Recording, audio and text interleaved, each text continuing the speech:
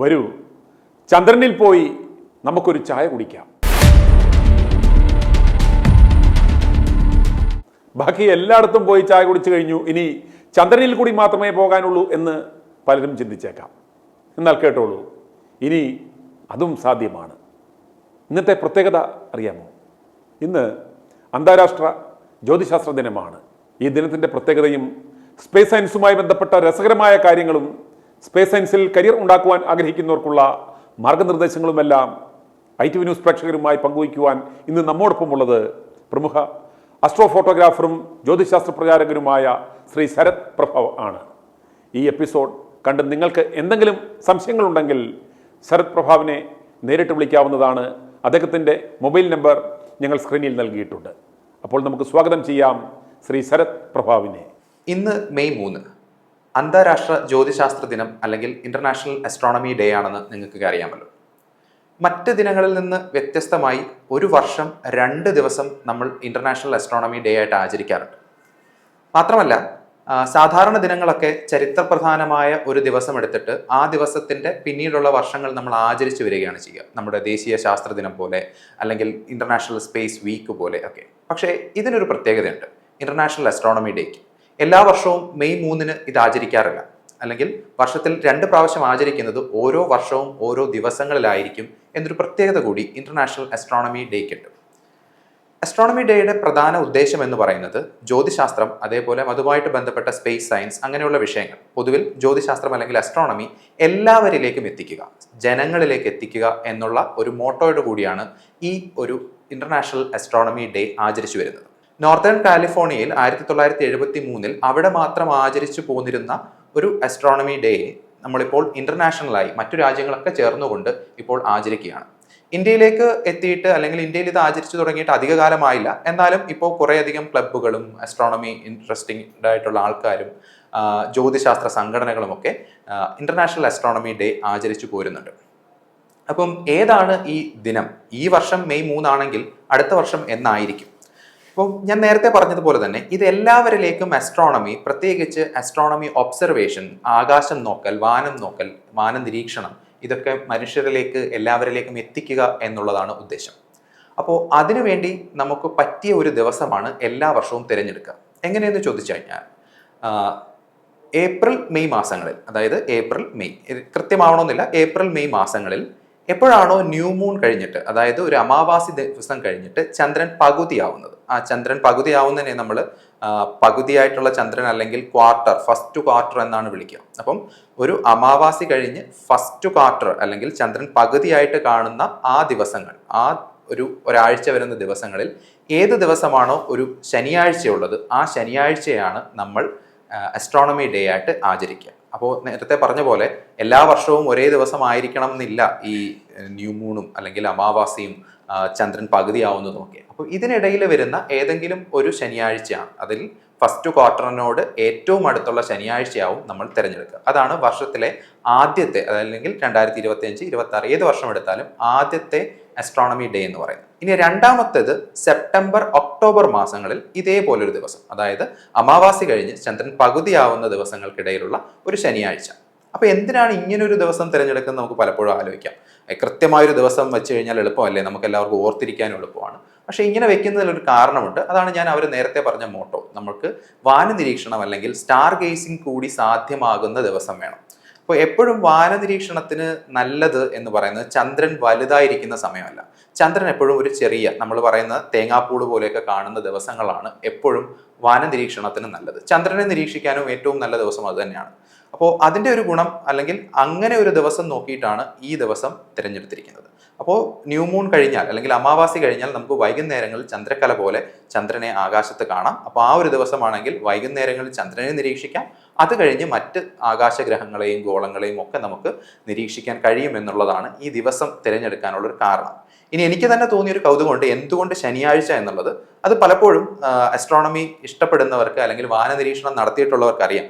വാനനിരീക്ഷണം പൊതുവേ വൈകുന്നേരങ്ങളിൽ ഒരു 9-10 മണിയാകുമ്പോൾ സാധാരണ രീതിയിൽ അവസാനിക്കാറുണ്ടെങ്കിലും ഒരുപാട് ഇഷ്ടമുള്ളവർ വാനനിരീക്ഷണം നടത്തിയാൽ അത് രാത്രി കഴിഞ്ഞും പാതിരാത്രി കഴിഞ്ഞും പോവാറുണ്ട്. ചിലപ്പോൾ നേരം വെളുക്കുന്നവരെയൊക്കെ ഓരോ വസ്തുക്കളെയും നിരീക്ഷിക്കാനായിട്ട് സമയം കണ്ടെത്താറുണ്ട് ആൾക്കാർ. അപ്പോൾ അങ്ങനെയാണെങ്കിൽ പിറ്റേ ദിവസം നമുക്ക് കിടന്നുറങ്ങാൻ നല്ലതൊരു ഞായറാഴ്ചയായിരിക്കും. അപ്പോൾ അതുകൊണ്ടുകൂടി ആയിരിക്കാം ശനിയാഴ്ച എന്നുള്ളൊരു ദിവസം തിരഞ്ഞെടുത്തത്. കഴിഞ്ഞ 2 ദിവസം മുമ്പ് എൻ്റെ ഒരു ധാരണ, നമ്മളിങ്ങനെ അസ്ട്രോണമി ഒരുപാട് കാലമായിട്ട് സംസാരിക്കുന്നുണ്ട്, ഭൂമി പരന്നതാണോ അല്ലയോ, ചന്ദ്രനിൽ ആളിറങ്ങിയിട്ടുണ്ടോ ഇല്ലയോ, ഇങ്ങനെയുള്ള ഒരുപാട് കോൺസ്പിറസികൾ, ഇല്ല എന്ന് പറയുന്നത്, അല്ലെങ്കിൽ ഭൂമി പരന്നതാണെന്ന് പറയുന്ന, അല്ലെങ്കിൽ ജ്യോത്സ്യത്തിൽ വിശ്വസിക്കുക, ഇങ്ങനെ കുറേയധികം കാര്യങ്ങളുണ്ടെന്ന് കണ്ടിട്ടുണ്ട്. അപ്പോൾ ഞാൻ അന്ന് വിചാരിച്ചത്, ഞാനൊരു കുറെ കാലമായിട്ട് ഇത് സംസാരിച്ചിരിക്കും വിചാരിച്ചത്, ഒരു പഴയ തലമുറ ആൾക്കാർക്കായിരിക്കാം ഇങ്ങനെയുള്ള ധാരണ ഉണ്ടാവുക, അല്ലെങ്കിൽ എൻ്റെ കാലഘട്ടത്തിലുള്ള ഇതിനേക്കാൾ ചെറിയ കുട്ടികളിലേക്കൊന്നും ഇതൊന്നും എത്തുന്നുണ്ടാവില്ല. അപ്പൊ അത്ഭുതകരമായ ഒരു സംഭവം, കഴിഞ്ഞ ദിവസം ഇങ്ങനെ ചന്ദ്രനെ കുറിച്ച് സംസാരിച്ചുകൊണ്ടിരുന്നപ്പോൾ ഒരു കൊച്ചുകുട്ടി, ഒന്നുകിൽ 3ാം ക്ലാസ് അല്ലെങ്കിൽ 4ാം ക്ലാസ്സിലെ കുട്ടിയാണ്. ഞാൻ ആ കുട്ടി ഇങ്ങനെ ചന്ദ്രനിൽ ആളിറങ്ങിയത്, ആരാണ് ആദ്യം ഇറങ്ങിയത്, അവർക്ക് അതിന്റെ ഒക്കെ ഉത്തരവൊക്കെ അറിയാം, നീൽ ആംസ്ട്രോങ് ആണ് ഇറങ്ങിയത് എന്നൊക്കെ പറയുന്നുണ്ട്. അടുത്ത ചോദ്യം എന്നോട് ചോദിച്ചത്, ചന്ദ്രനിൽ അങ്ങനെ ആളൊന്നും ഇറങ്ങിയിട്ടില്ലല്ലോ മാഷേ, എൻ്റെ സയൻസ് ടീച്ചർ പറഞ്ഞല്ലോ എന്നാണ് പറഞ്ഞത്. ഞാൻ ആക്ച്വലി ഞെട്ടിപ്പോയി. കാരണം ഒരു ടീച്ചർ അങ്ങനെ പഠിപ്പിക്കുക, ഓക്കെ, മനസ്സിലുണ്ടാവാൻ ചിലപ്പോൾ അങ്ങനെ വിശ്വസിക്കാതിരിക്കുന്നുണ്ടാവാം, പക്ഷെ അതൊരു പഠിപ്പിക്കുക എന്ന് പറയുന്നത് വളരെ മോശമാണ്. മാത്രമല്ല പുതിയൊരു ജനറേഷനിലേക്കും ഇതിങ്ങനെ പാസ് ചെയ്ത് പോകുന്നു എന്നുള്ളതാണ്. അപ്പം എനിക്ക് തോന്നുന്നത് എല്ലാ കാലത്തും അന്ധവിശ്വാസങ്ങൾ അല്ലെങ്കിൽ ശാസ്ത്രം തെളിയിക്കപ്പെട്ട കാര്യങ്ങൾ തന്നെ തെറ്റാണ് എന്ന് പറഞ്ഞുകൊണ്ടൊരു വിഭാഗം എല്ലാ സമയത്തും ഉണ്ട്. മാത്രമല്ല അതിനേക്കാൾ കൂടുതൽ എപ്പോഴും സത്യത്തെ, നമ്മൾ എല്ലാ ന്യൂസുകളിലും പറയുന്ന ഒരു കാര്യമാണ്, സത്യം ചെരിപ്പിട്ട് തുടങ്ങുമ്പോഴത്തേക്കും കള്ളം ലോകം ചുറ്റിയിട്ടുണ്ടാവും. അതേ സംഭവം തന്നെ ഇവിടെയും നടക്കുന്നുണ്ട്. മാത്രമല്ല അത്തരം തിയറികൾ, കോൺസ്പിറസി കഥകൾ കേൾക്കാനും രസമാണ്. നമുക്ക് എപ്പോഴും ഇറങ്ങി എന്ന് പറയുന്നതിനെ തെറ്റെന്ന് തെളിയിക്കുന്നു, അങ്ങനെയല്ല എന്ന് പറഞ്ഞൊരു കഥ ഉണ്ടാക്കുക, അല്ലെങ്കിൽ ഭൂമി പരന്നതാണ് എന്ന് വിശ്വസിക്കുന്ന ഒരു ആൾക്കാരുണ്ടാവുക എന്നുള്ളതൊരു അത്ഭുതമായിട്ട് തോന്നാം ആദ്യത്തെ ഒരു നിലയിൽ. പക്ഷേ മനുഷ്യന്റെ ഒരു തലച്ചോറ് എപ്പോഴും അന്ധവിശ്വാസങ്ങൾക്കും അല്ലെങ്കിൽ ഇത്തരം കോൺസ്പിറസി കഥകൾക്ക്, കെട്ടുകഥകളോടൊരു ഇഷ്ടമുള്ള ബ്രെയിനാണ് നമ്മുടേത്. അപ്പോൾ അതുകൊണ്ടുകൂടി ആയിരിക്കാം ഇതുണ്ടാവുന്നത്. പക്ഷേ ബോധപൂർവമായിട്ടും ഇങ്ങനെയുള്ള പ്രചരണങ്ങൾ നടക്കുന്നുണ്ട്.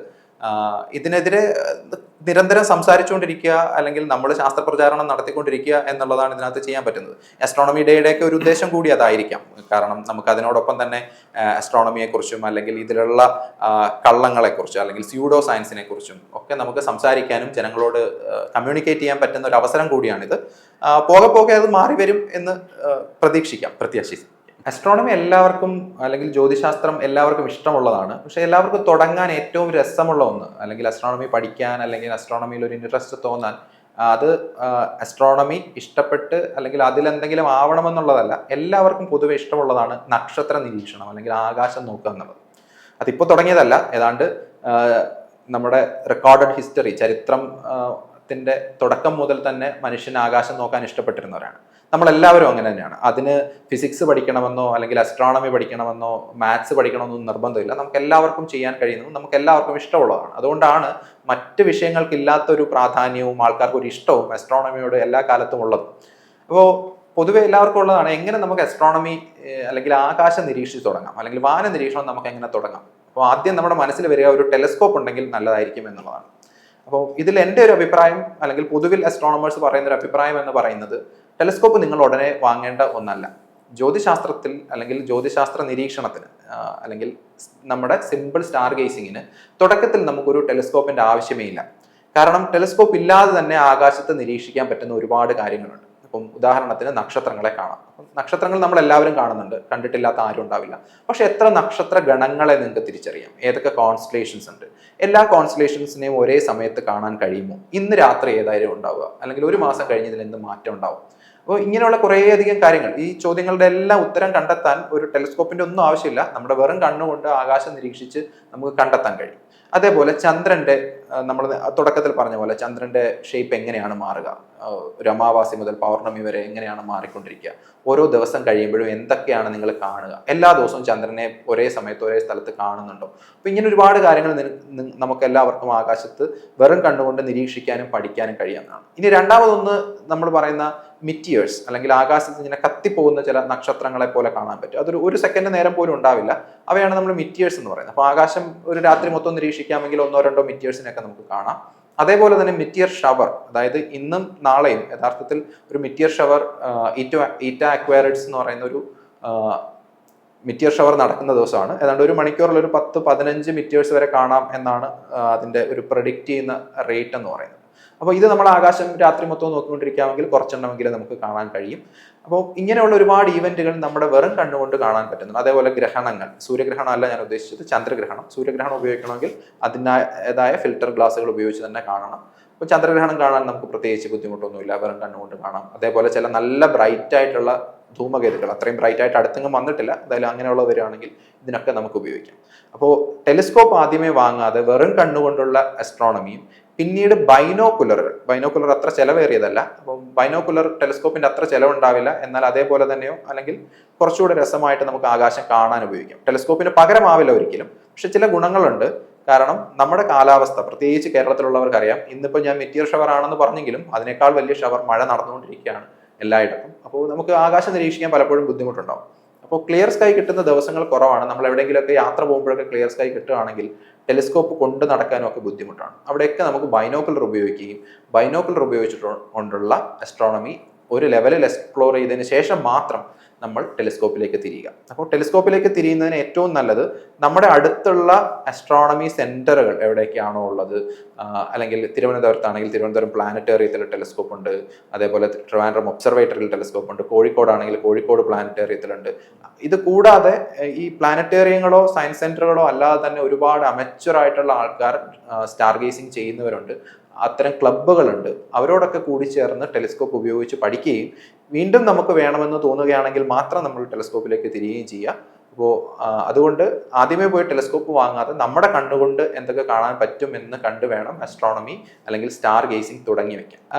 പലപ്പോഴും എല്ലാവർക്കും ആഗ്രഹമുള്ള ഒന്നാണ് സ്പേസിൽ പോവുക എന്നുള്ളത്. അത് യാത്ര ചെയ്യാൻ തന്നെ എല്ലാവർക്കും ഇഷ്ടമാണ്. അപ്പോൾ സ്പേസിൽ പോയി ഭൂമിക്ക് ചുറ്റുമൊന്ന് കറങ്ങുക, അല്ലെങ്കിൽ ഭൂമിയുടെ ആ ഒരു പരന്നതല്ല എന്ന് നേരിട്ട് കണ്ട് നമുക്ക് സ്വയം ബോധ്യപ്പെടുത്തുക എന്നൊക്കെ പറയുന്ന ഒരു പ്രത്യേക ഇഷ്ടം തന്നെയായിരിക്കും. ഫ്ലൈറ്റിൽ പറന്ന് പൊങ്ങുമ്പോൾ തന്നെ ഭൂമി കാണാൻ നമുക്ക് എല്ലാവർക്കും ഇഷ്ടമാണ്. അപ്പോൾ പക്ഷേ എപ്പോഴും നമ്മൾ വിചാരിക്കേണ്ട ഒരു കാര്യമുണ്ട്, ഫ്ലൈറ്റിൽ പോകുമ്പോൾ പോലും നമുക്കറിയാം ഒന്ന് ടേക്ക് ഓഫ് ചെയ്യുന്ന ആ ഒരു ചെറിയൊരു മൊമെന്റിൽ പോലും നമുക്കൊരു ബുദ്ധിമുട്ടുണ്ടാവുന്നുണ്ട്. പക്ഷേ ഇതിന്റെ എത്രയോ മടങ്ങാണ് അവർ പോകുന്ന സമയത്തും അവിടെ ചെന്നും ഒക്കെ അനുഭവിക്കുന്ന ശാരീരികമായും മാനസികമായിട്ടുള്ള ബുദ്ധിമുട്ടുകൾ. അതായത് അവിടെ ലോ ഗ്രാവിറ്റി അല്ലെങ്കിൽ സീറോ ഗ്രാവിറ്റി എന്ന് നമ്മൾ പറയുമ്പോഴും ഈ സീറോ ഗ്രാവിറ്റി ആദ്യമൊക്കെ നിങ്ങൾ വീഡിയോയിൽ കാണുമ്പോൾ രസമാണെങ്കിലും അവിടെ ജീവിക്കുക എന്ന് പറയുന്നത് നമ്മുടെ ശരീരത്തിലെ എല്ലാ പ്രവർത്തനങ്ങളും, നമ്മൾ ഗ്രാവിറ്റി ഉള്ള ഒരു ഭൂമിയിൽ എവോൾവ് ചെയ്ത് ഇവിടെ ജീവിച്ച് ശീലിച്ചൊരു മനുഷ്യന് അവിടെ ജീവിക്കുക എന്ന് പറയുന്നത് ഒരുപാട് പ്രശ്നങ്ങളുണ്ടാവും. നമ്മുടെ മസിൽ ലോസ് ഉണ്ടാവും, നമ്മുടെ വെയിറ്റ് ലോസ് ഉണ്ടാവും, എല്ലുകളുടെ ബലം കുറയും, അതേപോലെ ബ്ലഡ് സർക്കുലേഷനിൽ തന്നെ മാറ്റം ഉണ്ടാവും. അപ്പോൾ ഇത്തരം കുറേയധികം മാറ്റങ്ങൾ ഒന്ന്. രണ്ടാമത്തത്, നമ്മളൊരു സ്ഥലത്ത് മറ്റു മനുഷ്യരൊന്നും കാണാതെ, അവിടെ ഉള്ള കുറച്ച് പേരുണ്ടാവും ഉണ്ടെങ്കിൽ പോലും മറ്റു മനുഷ്യരൊന്നും കാണാതെ ഈ മെഷീൻ്റെ ഒക്കെ നോയ്സിനിടയ്ക്കും ഒക്കെ അവിടെ താമസിക്കുക, ഇത്രയും ദീർഘകാലം താമസിക്കുക എന്നുള്ളത് മാനസികമായും ചലഞ്ചിങ് ആണ്. ഒരു പക്ഷേ ഇങ്ങനെയുള്ള ആൾക്കാരെയൊക്കെ സെലക്ട് ചെയ്യുമ്പോൾ ഫിസിക്കലി ഫിറ്റായിട്ടും മെന്റലി ഫിറ്റായിട്ടുള്ള ആൾക്കാരെ തന്നെയാണ് സെലക്ട് ചെയ്യുക.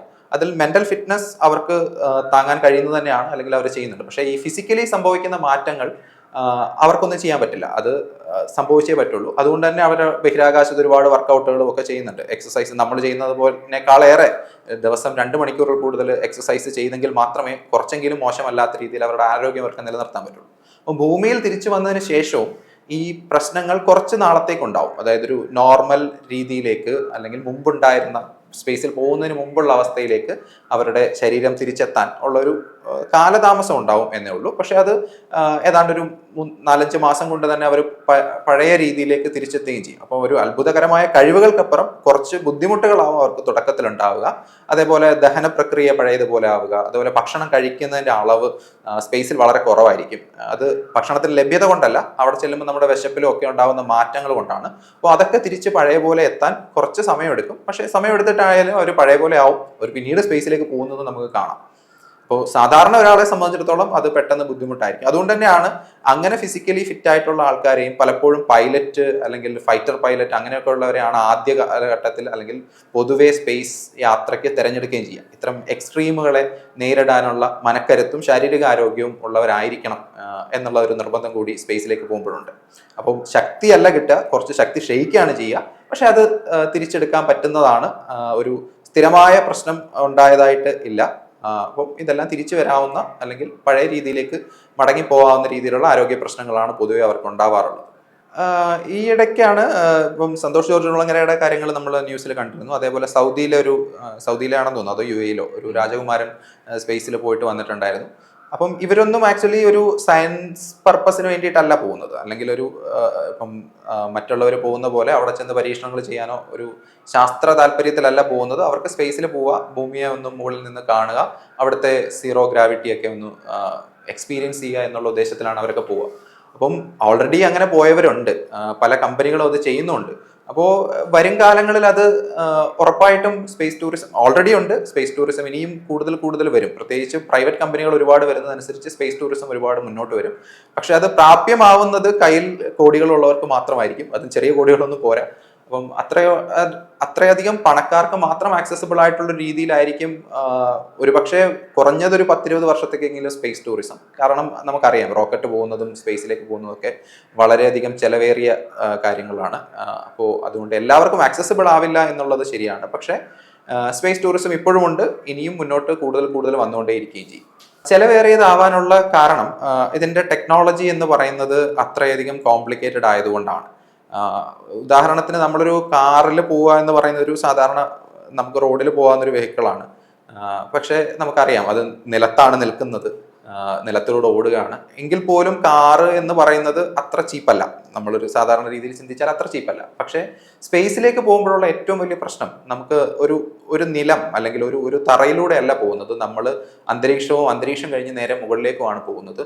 അവിടെ ഏറ്റവും വലിയ പ്രശ്നം എന്ന് പറയുന്നത് ഗ്രാവിറ്റിയാണ്. നമ്മളിപ്പം ഭൂമിയിലൂടെ നമ്മൾ നടക്കുമ്പോൾ അല്ലെങ്കിൽ ഓടുമ്പോൾ നമുക്ക് ഗ്രാവിറ്റിക്ക് എതിരായിട്ട് നമുക്ക് ഒരുപാട് ചലിക്കേണ്ടി വരുന്നില്ല. പക്ഷെ നമുക്ക് അങ്ങനെ വരുന്ന ഒരു സിറ്റുവേഷൻ ഉണ്ട്, നമ്മൾ ഹൈ ജമ്പ് ചാടുകയാണെന്ന് പറയാം, അല്ലെങ്കിൽ കുറച്ച് സ്റ്റെപ്പുകൾ മുകളിലത്തെ നിലയിലേക്ക് കയറുകയാണെന്ന് വിചാരിക്കും. അപ്പോഴൊരു ബുദ്ധിമുട്ട് നമുക്കറിയാം. അത് യഥാർത്ഥത്തിൽ ഉണ്ടാവുന്നത് നേരെ ഒരു നിരപ്പായ തറയിൽ നടക്കുന്നതിനേക്കാൾ ബുദ്ധിമുട്ടാണ് നമ്മൾ സ്റ്റെപ്പ് മുകളിലേക്ക് കയറുമ്പോൾ, ഗ്രാവിറ്റി താഴേക്കുള്ളതാണ്. ഇതേ പ്രശ്നം തന്നെയാണ് റോക്കറ്റിന്റെ കാര്യത്തിൽ. അതായത് സ്പേസ് എന്ന് പറയുന്നത് നമ്മൾ പലപ്പോഴും മനസ്സിൽ വിചാരിക്കുന്നത് ഒരുപാട് ദൂരെയാണെന്നാണ്. യഥാർത്ഥത്തിൽ പറഞ്ഞാൽ ഇവിടുന്ന് ഇപ്പം ഇത് തിരുവനന്തപുരത്ത് നിന്ന് കൊല്ലത്ത് വരെ പോകുന്ന ദൂരം മാത്രമേ ഉള്ളൂ ആക്ച്വലി ഈ തിരുവനന്തപുരത്ത് നിന്ന് നേരെ മുകളിലേക്ക് സ്പേസിലേക്ക് പോകാൻ. ഇപ്പൊ സ്പേസ് എന്ന് പറയുന്നത് ഏതാണ്ട് 100 കിലോമീറ്റർ മാത്രം മുകളിലുള്ളൊരു സാധനമാണ്, അല്ലാണ്ട് 10,000-കണക്കിന് കിലോമീറ്ററോ ലക്ഷക്കണക്കിന് കിലോമീറ്ററോ ഒന്നും മുകളിലേക്ക് പോകണ്ട. കേരളത്തിന്റെ നീളം പോലും യഥാർത്ഥത്തിൽ സ്പേസിലേക്കില്ല. പക്ഷെ പ്രശ്നം ഇതാണ്, എന്നാൽ പിന്നെ എളുപ്പമല്ലേ പോകാൻ, 100 കിലോമീറ്റർ മുകളിലേക്ക് പോകാൻ എന്താ പാട്, എറണാകുളം വരെ പോകുന്ന ബുദ്ധിമുട്ട് പോലും ഇല്ലല്ലോ എന്ന് ആലോചിച്ച് കഴിഞ്ഞാൽ ഞാൻ നേരത്തെ പറഞ്ഞതാണ്, ഗ്രാവിറ്റിക്ക് എതിരായിട്ടാണ് നമ്മൾ പോകേണ്ടത്. ഗ്രാവിറ്റി നേരെ താഴോട്ട് ആക്ട് ചെയ്യുന്നത് കൊണ്ട് തന്നെ നമുക്ക് അത്രയധികം ഇന്ധനം വേണ്ടി വരുന്നു. അതാണ് ഒന്നാമത്തെ ഒരു ചെലവെന്ന് പറയുന്നത്. അത് നമ്മൾ റോക്കറ്റിന്റെ ചിത്രങ്ങൾ അല്ലെങ്കിൽ റോക്കറ്റ് ലോഞ്ച് അതിന്റെ വീഡിയോ ഒക്കെ നമ്മൾ കണ്ടിട്ടുണ്ടെങ്കിൽ ശ്രദ്ധിച്ചാൽ മനസ്സിലാവും, അതിന്റെ ഏറ്റവും മുകളിൽ നോസ്കോൺ എന്ന് പറയുന്ന ഏറ്റവും മുകളിലുള്ള ഭാഗത്ത് മാത്രമാണ് ഈ ആവശ്യമുള്ള സ്പേസ് ക്രാഫ്റ്റ്. മനുഷ്യരെയാണ് പോകുന്നതെങ്കിൽ മനുഷ്യനിരിക്കുന്ന ആ ക്യാപ്സ്യൂളൊക്കെ ഏറ്റവും മുകളിലാണുള്ളത്. അതേപോലെ തന്നെ ഏതെങ്കിലും സ്പേസ് ക്രാഫ്റ്റ്, ഇപ്പൊ ചന്ദ്രയാൻ പോലെയുള്ള ഏതെങ്കിലും പര്യവേഷണ ഉപഗ്രഹങ്ങളൊക്കെ ആണെങ്കിൽ ഇതിരിക്കുന്നത് ഏറ്റവും മുകളിൽ മാത്രമായിരിക്കും. അപ്പൊ അതിന്റെ റോക്കറ്റിന്റെ ബാക്കി മൊത്തവും അതിന് ആവശ്യമുള്ള ഇന്ധനമാണ്. അപ്പം ഏതാണ്ട് 90% അതിന്റെ ഇന്ധനവും ബാക്കി വരുന്ന 10% ഭാഗത്താണ് മനുഷ്യര് അല്ലെങ്കിൽ എന്താണോ നമുക്ക് ആവശ്യമുള്ള കാര്യം ഇരിക്കുന്നത്.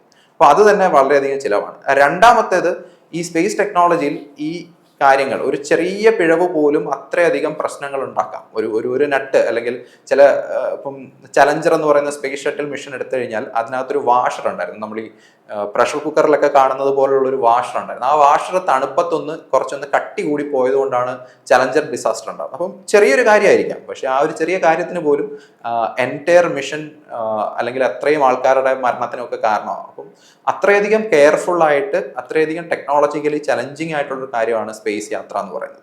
അപ്പോൾ അതേപോലെ രണ്ടാമത്തെ പ്രശ്നമാണ്, നമ്മൾ ഈ പറയുന്ന റോക്കറ്റ് മുകളിലേക്ക് പോയി കഴിഞ്ഞാൽ റോക്കറ്റിന്റെ ഒരു ഭാഗവും നമ്മൾ പിന്നീട് ഉപയോഗിക്കുന്നില്ല.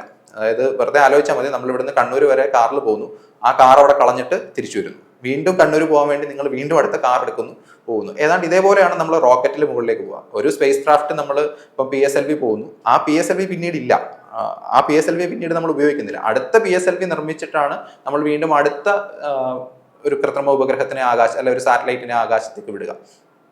അപ്പൊ ഇത് റീയൂസബിൾ അല്ല എന്നുള്ളത് വളരെയധികം ചെലവേറിയ ഒരു കാര്യമാണ്. പക്ഷേ റീയൂസബിൾ ലോഞ്ച് വെഹിക്കിൾസിന്റെ നിർമ്മാണവും അത്തരം കാര്യങ്ങൾ പുരോഗമിച്ചുകൊണ്ടിരിക്കുകയാണ്. ഇന്ത്യയും അതിൽ RLV എന്ന് പറയുന്ന റീയൂസബിൾ ലോഞ്ച് വെഹിക്കിൾ എന്ന് പറയുന്ന ഒരു പുതിയ കണ്ടെത്തലിലേക്കും അതിന്റെ ഡെവലപ്മെന്റ് നടന്നുകൊണ്ടിരിക്കുകയാണ്. സ്പേസ് എക്സിനും അത്തരം തിരിച്ചു വരുന്ന ഫാൽക്കൺ 9 പോലെയുള്ള റോക്കറ്റുകളൊക്കെ ഉണ്ട്. സ്പേസ് ഷട്ടിലുകൾ പണ്ടുണ്ടായിരുന്നത് ഉദാഹരണമാണ്. പക്ഷേ സ്പേസ് ഷട്ടിൽ ഇങ്ങനെ ചിലവ് കുറയ്ക്കാമെന്ന് വിചാരിച്ചിരുന്നുണ്ടെങ്കിലും ചിലവ് അത്ര കുറയ്ക്കാൻ പറ്റിയ തരത്തിലുള്ള ഇതായിരുന്നില്ല അന്നുണ്ടായിരുന്ന സ്പേസ് ഷട്ടിലുകൾ. പക്ഷെ ഒരുപാട് മിഷനുകളിൽ അത് ഉപയോഗിക്കാൻ പറ്റിയിട്ടുണ്ടെന്നുള്ളതും ശരിയാണ്.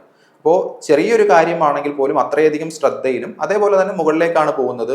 ഇവിടെ നിന്ന് പോയി കഴിഞ്ഞാൽ നമുക്കതിൽ വേറെ കൺട്രോളുകളോ ഒന്നുമില്ല, എല്ലാം ഓട്ടോമേറ്റഡ് ആണ്, ഓൾമോസ്റ്റ് എല്ലാം ഓട്ടോമേറ്റഡ് ആണ്. അപ്പോൾ അങ്ങനെ ഓട്ടോമേറ്റഡ് ആയിട്ട് ഇത് വർക്ക് ചെയ്യുന്ന രീതിയിൽ ഒന്നിലധികം കമ്പ്യൂട്ടറുകൾ ഇരുന്നിട്ടാണ് ഡിസിഷൻ മേക്ക് ചെയ്യുക. അതായത് ഒരു കാര്യം ഇത് ഇങ്ങോട്ട് തിരിക്കണോ അങ്ങോട്ട് തിരിക്കണോ എന്ന് തീരുമാനിക്കുന്നത് ഒരു കമ്പ്യൂട്ടർ വിചാരിച്ചാൽ ആ കമ്പ്യൂട്ടറിൽ എറർ ഉണ്ടാവാം. അതുകൊണ്ട് 2 കമ്പ്യൂട്ടറുകൾ ഇരുന്ന് അത് രണ്ടും കാൽക്കുലേറ്റ് ചെയ്ത് അതിനകത്തുനിന്ന് ഡിസിഷൻ എടുത്ത് ചെയ്യുന്ന രീതി. അപ്പം എല്ലാ ടെക്നോളജീസും, എല്ലാ അഡ്വാൻസ്ഡ് ടെക്നോളജീസും നമ്മൾ ഇതിൽ ഉപയോഗിക്കേണ്ടി വരുന്നുണ്ട്.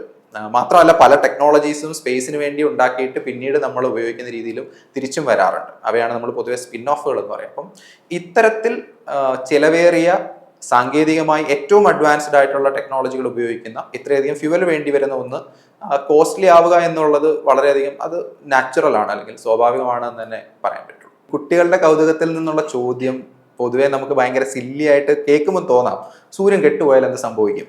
പക്ഷേ ഈ ചോദ്യം അത്ര ചെറുതാണെങ്കിലും അതിൻ്റെ ഉത്തരം വളരെ വിശാലമായതും ഒരു പക്ഷേ ഈ സൂര്യനെ നഷ്ടപ്പെട്ടു പോയാൽ എന്ത് സംഭവിക്കും എന്നുള്ള ചോദ്യമൊക്കെ ഐൻസ്റ്റൈൻ്റെ ജനറൽ റിലേറ്റിവിറ്റി വരെ അല്ലെങ്കിൽ ഗ്രാവിറ്റേഷണൽ വേവ് വരെയൊക്കെ എത്തി നിൽക്കുന്ന ഉത്തരങ്ങളിലേക്ക് എത്തുന്ന ചെറിയ ചോദ്യമാണ്. അപ്പം അത്തരം ചോദ്യങ്ങളൊന്നും അത്ര ചെറുതല്ല. അപ്പം അതിൽ ആദ്യത്തേത് ഈ ഗ്രഹങ്ങളൊക്കെ എങ്ങനെയാണ് കൃത്യമായ പാതയിൽ ഇങ്ങനെ സഞ്ചരിച്ചുകൊണ്ടിരിക്കുന്നത് എന്നുള്ളതാണ്. അപ്പം ഒരു സാധനം ഓർബിറ്റിലേക്ക് വന്നു കഴിഞ്ഞാൽ അതെന്തോ ആയിക്കോട്ടെ അത് കൃത്യമായി കറങ്ങിക്കൊണ്ടേയിരിക്കും. അപ്പോൾ ഇതിങ്ങനെ കൃത്യമായ പാത തീരുമാനിക്കാനുള്ള കാരണം ഇവ എല്ലാത്തിൻ്റെയും ചലനങ്ങൾ കൃത്യമായ ഭൗതികശാസ്ത്ര നിയമം. അപ്പം ഭൗതികശാസ്ത്ര നിയമത്തിൽ നമുക്ക് സാധാരണ രീതിയിലുള്ള ഗ്രഹങ്ങളുടെ ഒക്കെ ചലനം പറയാൻ നമ്മുടെ ന്യൂട്ടൺ 1600കളിൽ ജീവിച്ചിരുന്ന ന്യൂട്ടന്റെ ചലന നിയമങ്ങൾ തന്നെ ധാരാളമാണ്. അത് വെച്ചിട്ട് തന്നെ നമുക്ക് പറയാൻ പറ്റും ഈ ഗ്രഹങ്ങളൊക്കെ ഏത് പാതയിൽ എത്ര കൃത്യമായി സഞ്ചരിക്കും എന്നുള്ളത്. നമ്മൾ അങ്ങനെയാണ് യുറാനസ് കഴിഞ്ഞ് നെപ്റ്റ്യൂൺ എന്നുള്ള ഗ്രഹത്തെ നമ്മൾ കണ്ടെത്തുന്നത് പോലും ആദ്യം നിരീക്ഷിച്ചിട്ടല്ല, പേപ്പറിൽ കണ്ടെത്തിയ ഗ്രഹം എന്നാണ് അതിനെ അറിയപ്പെടുന്നത്. ആദ്യം പേപ്പറിൽ ന്യൂട്ടന്റെ സമവാക്യങ്ങളൊക്കെ ഉപയോഗിച്ച് കണ്ടെത്തിയപ്പോൾ ഇവിടെ ഒരു ഗ്രഹം ഉണ്ടാവാം, അല്ലെങ്കിൽ ഇങ്ങോട്ട് ടെലിസ്കോപ്പ് തിരിച്ചു നോക്കൂ അവിടെ ഒരു ഗ്രഹം ഉണ്ടാവും എന്ന് പറഞ്ഞിട്ട് കണ്ടെത്തുന്നതാണ്. അപ്പോൾ ഇതെല്ലാം നിയതമായ ഫിസിക്സിന്റെ ഇക്വേഷനുകൾ അല്ലെങ്കിൽ നിയമങ്ങൾ അനുസരിച്ച് സഞ്ചരിക്കുന്നതാണ്. അപ്പോൾ അതുകൊണ്ടാണ് നമുക്ക് കൃത്യമായിട്ട് ഇത് എവിടെ ഉണ്ടാവും എന്ന് പറയാൻ കഴിയുന്നതും കൃത്യമായ ആ നിയമങ്ങൾ അനുസരിച്ച് ഇത് ചലിക്കുന്നത് കൊണ്ടാണ് ഇതെല്ലാം വ്യക്തമായ പാതകളിലൂടെ സഞ്ചരിക്കുന്നു. അതുകൊണ്ട് തന്നെയാണ് നമുക്കൊരു 1000 കൊല്ലം കഴിഞ്ഞിട്ട് ഇത് എവിടെയായിരിക്കും, 10000 കൊല്ലം മുമ്പ് ഇതൊക്കെ എവിടെയായിരുന്നു എന്നുള്ളതെല്ലാം നമുക്ക് പ്രഡിക്റ്റ് ചെയ്യാൻ പറ്റും. അപ്പം നമുക്ക് പല സ്റ്റാർ ഗേസിംഗ് സോഫ്റ്റ്വെയറുകൾ നിങ്ങൾ കണ്ടിട്ടുണ്ടാവും, സ്റ്റെല്ലേറിയം പോലെയൊക്കെ ഉള്ളത്. ഇതിനകത്തൊക്കെ നമ്മൾ നോക്കിക്കഴിഞ്ഞാൽ ഇന്നത്തെ ആകാശം മാത്രമല്ല, എനിക്ക് വേണമെങ്കിൽ 10 ദിവസം കഴിഞ്ഞിട്ടോ അല്ലെങ്കിൽ 10000 കൊല്ലം കഴിഞ്ഞിട്ടോ ഉള്ള ആകാശം എങ്ങനെ ഇരിക്കും എന്ന് എനിക്ക് കാണണമെങ്കിൽ ഡേറ്റും ടൈമും കൊടുത്താൽ മതി. അപ്പം അതൊരു അത്ഭുത സോഫ്റ്റ്വെയർ ആയിട്ട് തോന്നുമെങ്കിലും അത് പ്രത്യേകിച്ച് ചെയ്യുന്നത് ഈ പറഞ്ഞ ഫിസിക്സിന്റെ നിയമങ്ങൾ ഉപയോഗിച്ച് ഇതെങ്ങനെ കാണും എന്നുള്ളത് കണക്കാക്കിയെടുക്കുകയാണ്. ഇനി സൂര്യൻ കെട്ടുപോയാൽ എന്ത് സംഭവിക്കും എന്നുള്ളത് ചോദിച്ചാൽ അപ്പം 2 രീതിയിൽ നമുക്ക് ചിന്തിക്കാം. ഒന്ന്, സൂര്യൻ അണഞ്ഞു പോയി എന്ന് വിചാരിക്കുക. അതായത് സൂര്യൻ അവിടെയുണ്ട്, അതായത് സൂര്യന്റെ ആ അത്രയും ഭാരമുള്ള സൂര്യൻ അവിടെയുണ്ട്, സൂര്യന്റെ ലൈറ്റ് ഇല്ലാണ്ടായി എന്ന് വിചാരിക്കാം. അപ്പം സൂര്യന്റെ ലൈറ്റ് ഇല്ലാണ്ടായാൽ ഒന്ന്, നമ്മളത് ഇല്ലാണ്ടായി എന്നറിയണമെങ്കിൽ ഭൂമിയിലുള്ളവർ 8 മിനിറ്റ് സമയമെടുക്കും. അതായത് ഒരു സ്വിച്ച് ഉണ്ടെന്ന് വിചാരിക്കുക, ഒരു ഇമാജിനറി സ്വിച്ച് ഉണ്ടെന്ന് വിചാരിക്കുക. ആ സ്വിച്ച് അവിടെ ഒരാൾ ഓഫ് ചെയ്യുന്നു. അങ്ങനെ ഓഫ് ചെയ്ത് കഴിഞ്ഞാൽ നമ്മൾ അത് ഓഫായി എന്നറിയണമെങ്കിൽ 8 മിനിറ്റ് എടുക്കും. ഇതാണ് നമ്മൾ എപ്പോഴും പറയാറുള്ളത്, സൂര്യനിൽ നിന്ന് പ്രകാശം ഭൂമിയിലെത്താൻ 8 മിനിറ്റ് സമയമെടുക്കും, അല്ലെങ്കിൽ അവിടെ നിന്ന് പ്രകാശം സഞ്ചരിച്ച് ഇവിടെ എത്താൻ എടുക്കുന്ന സമയം 8 മിനിറ്റാണ്. അപ്പോൾ ഇപ്പോൾ ഓഫ് ചെയ്ത് കഴിഞ്ഞാൽ 8 മിനിറ്റ് കഴിഞ്ഞതിന് ശേഷം മാത്രമേ നമ്മൾ അറിയുള്ളൂ. കാരണം അവസാനം അവിടുന്ന് ഓഫ് ചെയ്യുന്നതിന് തൊട്ട് മുമ്പുള്ള പ്രകാശവും ഇവിടെ എത്താൻ ഒരു 8 മിനിറ്റ് എടുക്കും. അത് കഴിയുമ്പോൾ മാത്രമേ നമ്മൾ ആ പ്രകാശം ഇല്ലാണ്ടായി എന്നുള്ളത് നമ്മൾ അറിയുള്ളൂ. സൂര്യപ്രകാശം ഇല്ലാണ്ടായാൽ നമുക്കറിയാം നമ്മുടെ പ്രധാനപ്പെട്ട അല്ലെങ്കിൽ നമ്മുടെ ഭൂമിയുടെ അല്ലെങ്കിൽ മറ്റ് ഗ്രഹങ്ങളുടെ ഒക്കെ എടുത്താലും പ്രധാന എനർജി സോഴ്സ് എന്ന് പറയുന്നത് ആക്ച്വലി സൂര്യനാണ്. അപ്പോൾ നമ്മൾ പെട്രോളിയം ഒക്കെ എടുത്താലും അത് ഒരു കാലത്ത് വൃക്ഷമുണ്ടായി, ആ വൃക്ഷങ്ങളൊക്കെ അടിയിൽ പോയി അല്ലെ ഫോസിലുകളിൽ നിന്ന് വന്നതാണെന്ന് പറയുമ്പോഴും ആ ഫോസിൽ ഇന്ധനം എല്ലാം യഥാർത്ഥ സോഴ്സ് എന്ന് പറയുന്നത് സൂര്യൻ തന്നെയാണ്. അപ്പോൾ ഇപ്പോഴായാലും നമ്മൾ കഴിക്കുന്ന ഭക്ഷണമായാലും എല്ലാത്തിൻ്റെയും അൾട്ടിമേറ്റ് സോഴ്സ് എന്താണെന്ന് ചോദിച്ചു കഴിഞ്ഞാൽ സൂര്യൻ തന്നെയാണ്. അപ്പോൾ എനർജി ഇല്ലാതായി കഴിഞ്ഞാലുള്ള പ്രശ്നം നമുക്കറിയാം, കുറച്ചു കാലത്തേക്ക് കാര്യങ്ങളൊക്കെ മുന്നോട്ട് പോകുമായിരിക്കാം. പക്ഷേ സൂര്യപ്രകാശം ഇല്ലാതെ നമ്മുടെ കൃഷിയോ അങ്ങനെയുള്ള കാര്യങ്ങളൊന്നും നടക്കില്ല, അതൊരു പ്രശ്നമാണ്. ഇനി ഇതിൽ അസ്ട്രോണമിക്കലി ഇൻട്രസ്റ്റിംഗ് ആയിട്ടൊരു ക്വസ്റ്റ്യൻ ഉണ്ട്. നമ്മൾ ഈ ആൾക്കാരെ അല്ലെ ബിൽഡിങ്ങുകളൊക്കെ അപ്രത്യക്ഷമാക്കുന്ന ചില മാജിക്കുകൾ കണ്ടിട്ടുണ്ടാവും. അപ്പൊ അങ്ങനെ ഒരു മാജിക്കിൽ സൂര്യനെ അവിടെ നിന്ന് ഒഴിവാക്കുകയാണെന്ന് വിചാരിക്കും. അപ്പോൾ അതായത് സൂര്യന്റെ മാസോ ലൈറ്റ് ഓഫ് അല്ല ചെയ്യുക, സൂര്യനെ അങ്ങ് അപ്രത്യക്ഷമാക്കി എന്ന് വിചാരിക്കുക. ഒരു മാന്ത്രികൻ വന്നിട്ട് അങ്ങനെ ചെയ്തു എന്ന് വിചാരിക്കാം. റിയലി അവിടെ സൂര്യൻ ഇല്ലാണ്ടായി എന്ന് വിചാരിക്കാം. ഈ ഒരു ചോദ്യമാണ് പണ്ട് ഐൻസ്റ്റീനെയും അല്ലെങ്കിൽ ന്യൂട്ടന്റെ ചലന നിയമത്തിൽ പറയാൻ കഴിയാതെ പോയൊരു ചോദ്യമുണ്ട്. ഇത് എപ്പോൾ നമ്മൾ അറിയും? അപ്പം നേരത്തെ പറഞ്ഞു പ്രകാശം പോയത് നമ്മൾ അറിയണമെങ്കിൽ 8 മിനിറ്റ് എടുക്കും. അപ്പോൾ അതേ സമയത്ത് സൂര്യൻ മൊത്തത്തിൽ ഇല്ലാണ്ടായാൽ അപ്പോഴും പ്രകാശം ഇല്ലാണ്ടാവും, അതോടൊപ്പം തന്നെ മറ്റൊന്നുകൂടി ഇല്ലാണ്ടാവും. അതാണ് ഗ്രാവിറ്റി. അപ്പൊ എന്തുകൊണ്ടാണ് ഈ ഗ്രഹങ്ങളെല്ലാം ഈ പാതയിൽ ഇങ്ങനെ സഞ്ചരിക്കുന്നത് എന്ന് ചോദിച്ചു കഴിഞ്ഞാൽ, യഥാർത്ഥത്തിൽ സൂര്യനും ആ ഗ്രഹവും തമ്മിലുള്ള ഒരു അട്രാക്ഷൻ നിൽപ്പുണ്ട്. ആ അട്രാക്ഷൻ ഉള്ളത് കൊണ്ടാണ് ഇതിനിങ്ങനെ കറങ്ങാൻ കഴിയുന്നത്. അപ്പം ആ അട്രാക്ഷൻ എന്ന് പറയുന്നത് ഗ്രാവിറ്റിയാണ്. അപ്പോൾ ഈ ഗ്രാവിറ്റി, അല്ലെങ്കിൽ ഉദാഹരണം നമ്മുടെ ഭൂമിക്ക് ചുറ്റും ചന്ദ്രൻ കറങ്ങുന്നത് പോലെ തന്നെയാണിത്. അപ്പോൾ മറ്റു ഗ്രഹങ്ങൾ ഇങ്ങനെ കറങ്ങിക്കൊണ്ടിരിക്കുകയാണ്. അപ്പം ഗ്രാവിറ്റി ഇല്ലാണ്ടായാൽ ഗ്രഹങ്ങൾ എപ്പോൾ അറിയും എന്നുള്ളൊരു ചോദ്യമുണ്ട്. അപ്പം അതിനും ഉത്തരം എന്ന് പറയുന്നത്, അതിനുത്തരം കൃത്യമായ ഉത്തരം നൽകാൻ കഴിയുന്നത് ഐൻസ്റ്റൈൻ്റെ സാമാന്യ ആപേക്ഷികത സിദ്ധാന്തത്തിൽ, അല്ലെങ്കിൽ പൊതു ആപേക്ഷികത സിദ്ധാന്തം, ജനറൽ റിലേറ്റിവിറ്റിയിലാണ്. അപ്പോൾ 8 മിനിറ്റ് കഴിഞ്ഞ് മാത്രമേ അതും നമ്മൾ അറിയും. അതായത് ഗ്രാവിറ്റി ഇല്ലാണ്ടായി എന്നുള്ള ഇൻഫർമേഷൻ ട്രാവൽ ചെയ്യണമെങ്കിലും 8 മിനിറ്റ് സമയമെടുക്കും ഭൂമിയിലെത്താൻ. അപ്പോൾ ഭൂമി കഴിഞ്ഞിട്ടുള്ള ഗ്രഹങ്ങളാണെങ്കിൽ കുറച്ചു നേരം കൂടി അതേ പാതയിൽ കറങ്ങും. അതായത് സൂര്യൻ ഇല്ലാണ്ടായാൽ പോലും ഒരു 8 മിനിറ്റ് നേരത്തേക്ക് കൂടി ആ നേരത്തെ ഉണ്ടായിരുന്ന ആ വളഞ്ഞ ദീർഘവൃത്ത പദത്തിൽ നമ്മൾ ചലിക്കും. അത് കഴിഞ്ഞാൽ നമ്മൾ ആ വഴിയിൽ നിന്ന് തെറ്റി അന്നേരം നമ്മൾ എങ്ങോട്ടാണോ സഞ്ചരിച്ചുകൊണ്ടിരിക്കുന്നത് ആ ഡയറക്ഷനിൽ ഒരു നേർരേഖയിൽ നമ്മൾ അങ്ങ് പോവുകയായിരിക്കും ചെയ്യുക. പക്ഷെ ഇതിന്റെ ഉത്തരം പറയാൻ കഴിഞ്ഞത് ഈ 8 മിനിറ്റ് കഴിഞ്ഞിട്ടേ അറിയുന്നുള്ളതും, അതേപോലെ ഇത് എങ്ങനെ സഞ്ചരിച്ച് ഇവിടെ എത്തും എന്നുള്ളത് ആക്ച്വലി ഗുരുത്വ തരംഗങ്ങൾ വഴിയാണ് അത് അപ്രത്യക്ഷമായത് നമ്മൾ തിരിച്ചറിയുക എന്നുള്ളതും പറയുന്നത് ഐൻസ്റ്റൈൻ്റെ ജനറൽ റിലേറ്റിവിറ്റിയിലാണ്. ഒരു ചെറിയ ചോദ്യമാണെങ്കിലും അതിന് വലിയ വലിയ ഉത്തരങ്ങൾ ഉള്ള ചോദ്യമാണ്.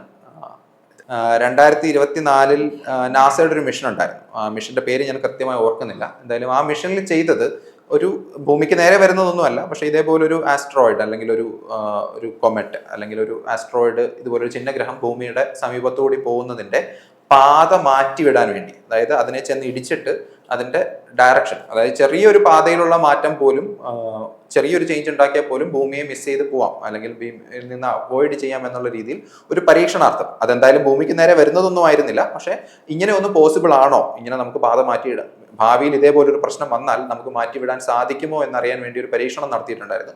ആ പരീക്ഷണം വിജയകരമായിരുന്നു. അതായത് ആ ചിഹ്നഗ്രഹത്തിന്റെ പാത നമുക്ക് മാറ്റിവിടാൻ സാധിച്ചിട്ടുണ്ട്. അപ്പോൾ അങ്ങനെയാണ് നമുക്ക് ഇതിൽ നിന്ന്, അതായത് ഇങ്ങനെ ഒന്ന് വരുന്നു. അപ്പം പലതും ആക്ച്വലി നമ്മൾ നേരത്തെ തന്നെ ട്രാക്ക് ചെയ്യുന്നുണ്ട്.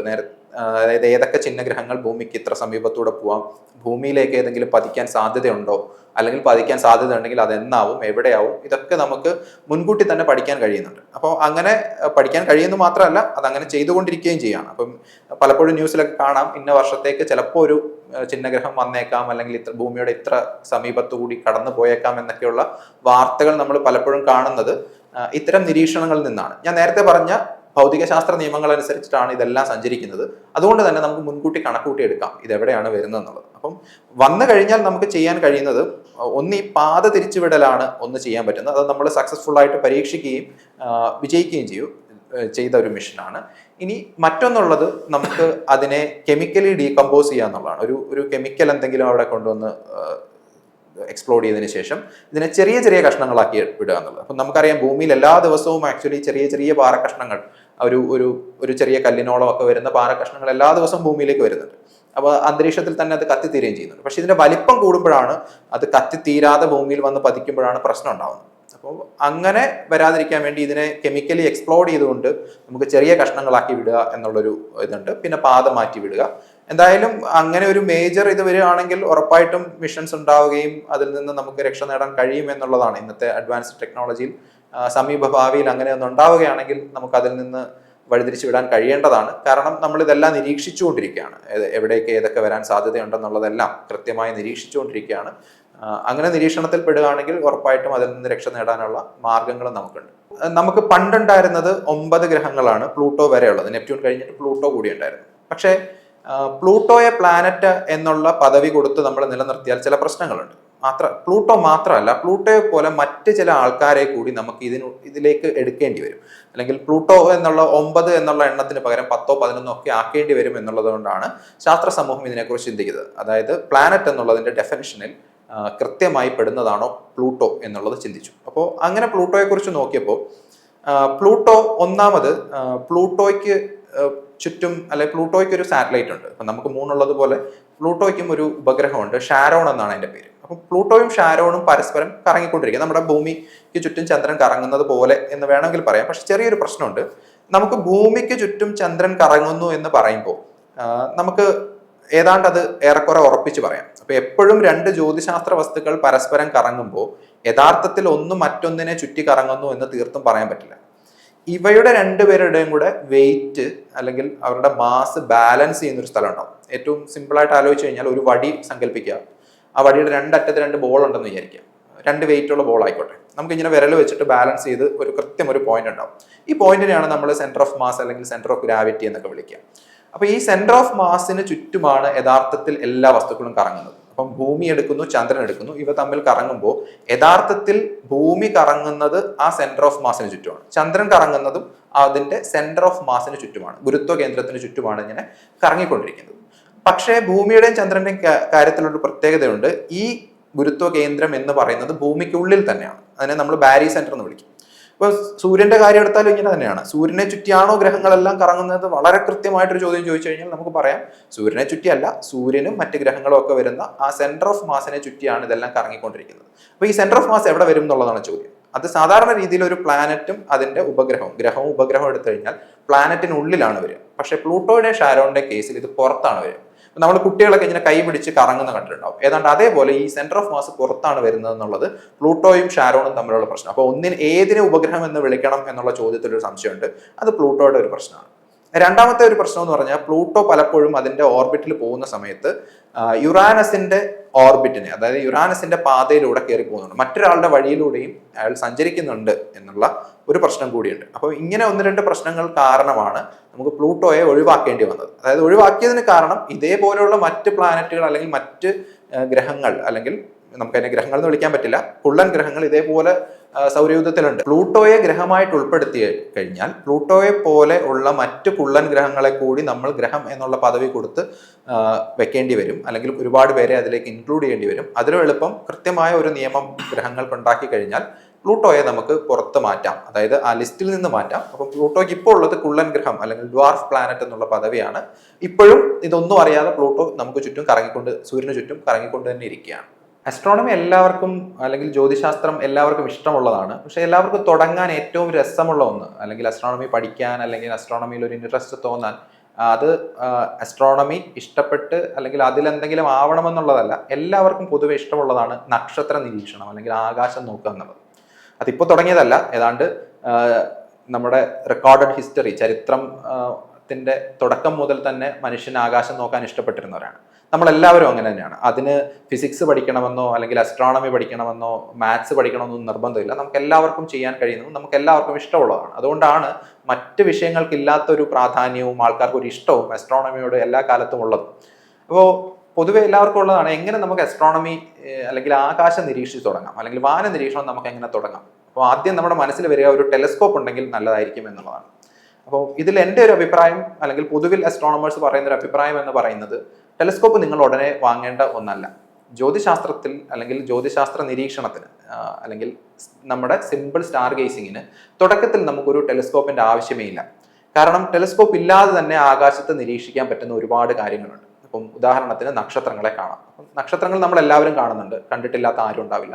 പക്ഷെ എത്ര നക്ഷത്ര ഗണങ്ങളെ നിങ്ങൾക്ക് തിരിച്ചറിയാം? ഏതൊക്കെ കോൺസ്റ്റലേഷൻസ് ഉണ്ട്? എല്ലാ കോൺസ്റ്റലേഷൻസിനെയും ഒരേ സമയത്ത് കാണാൻ കഴിയുമോ? ഇന്ന് രാത്രി ഏതായാലും ഉണ്ടാവുക, അല്ലെങ്കിൽ ഒരു മാസം കഴിഞ്ഞതിൽ എന്ത് മാറ്റം ഉണ്ടാവും? അപ്പോൾ ഇങ്ങനെയുള്ള കുറേയധികം കാര്യങ്ങൾ, ഈ ചോദ്യങ്ങളുടെ എല്ലാം ഉത്തരം കണ്ടെത്താൻ ഒരു ടെലസ്കോപ്പിന്റെ ഒന്നും ആവശ്യമില്ല. നമ്മുടെ വെറും കണ്ണുകൊണ്ട് ആകാശം നിരീക്ഷിച്ച് നമുക്ക് കണ്ടെത്താൻ കഴിയും. അതേപോലെ ചന്ദ്രന്റെ, നമ്മൾ തുടക്കത്തിൽ പറഞ്ഞ പോലെ ചന്ദ്രന്റെ ഷേപ്പ് എങ്ങനെയാണ് മാറുക, ഒരു അമാവാസി മുതൽ പൗർണമി വരെ എങ്ങനെയാണ് മാറിക്കൊണ്ടിരിക്കുക, ഓരോ ദിവസം കഴിയുമ്പോഴും എന്തൊക്കെയാണ് നിങ്ങൾ കാണുക, എല്ലാ ദിവസവും ചന്ദ്രനെ ഒരേ സമയത്ത് ഒരേ സ്ഥലത്ത് കാണുന്നുണ്ടോ? അപ്പൊ ഇങ്ങനെ ഒരുപാട് കാര്യങ്ങൾ നമുക്ക് എല്ലാവർക്കും ആകാശത്ത് വെറും കണ്ണുകൊണ്ട് നിരീക്ഷിക്കാനും പഠിക്കാനും കഴിയാവുന്നതാണ്. ഇനി രണ്ടാമതൊന്ന് നമ്മൾ പറയുന്ന മിറ്റിയേഴ്സ്, അല്ലെങ്കിൽ ആകാശത്ത് ഇങ്ങനെ കത്തിപ്പോകുന്ന ചില നക്ഷത്രങ്ങളെ പോലെ കാണാൻ പറ്റും. അതൊരു 1 സെക്കൻഡ് നേരം പോലും ഉണ്ടാവില്ല.